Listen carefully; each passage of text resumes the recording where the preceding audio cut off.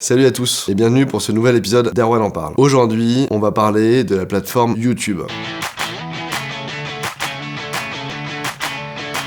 Alors YouTube, faut quand même rappeler que c'est le deuxième moteur de recherche du monde après Google, que c'est une plateforme qui a littéralement créé un nouveau métier. Je suis auteur, comédien, réalisateur, monteur, producteur de vidéos sur internet. Ouais, t'es youtubeur quoi. C'est ça. Aujourd'hui, il y a tellement de contenu, c'est plus difficile de percer, il faut suivre des recettes qui marchent, et du coup, les coups de pouce que la plateforme va donner, notamment par le biais de la page tendance, favorisent une certaine typologie de contenu et donne cette impression aux spectateurs que le YouTube, c'est plus comme avant.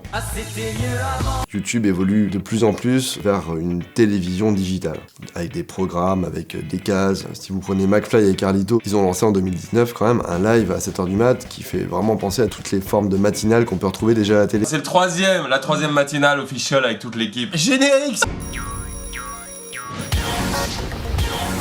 On voit vraiment YouTube se téléviser à mort. Les youtubeurs les plus connus ont des vraies sociétés qui génèrent beaucoup d'argent.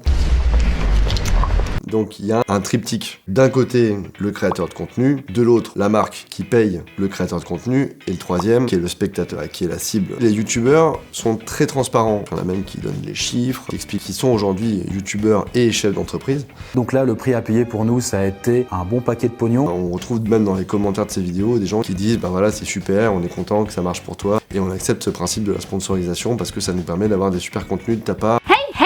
Pour moi, c'est le point positif qui fait que YouTube sera jamais complètement à la télé. On aura finalement toujours ce rapport direct. Mais quelque part, petit à petit, les créateurs vont forcément être un petit peu frustrés, je dirais, de la rigidité du réseau. Les youtubeurs maintenant passent leur temps à courir après le format qui marche. Tout est devenu fade, il n'y a plus d'identité, tout le monde fait tout. Est-ce qu'on va avoir finalement un jeu de chat et de la souris entre le créateur de contenu, la marque et la cible ?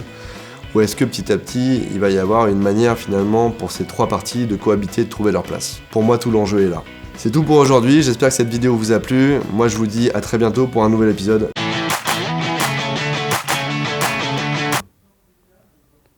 Ça existe toujours, Dailymotion ?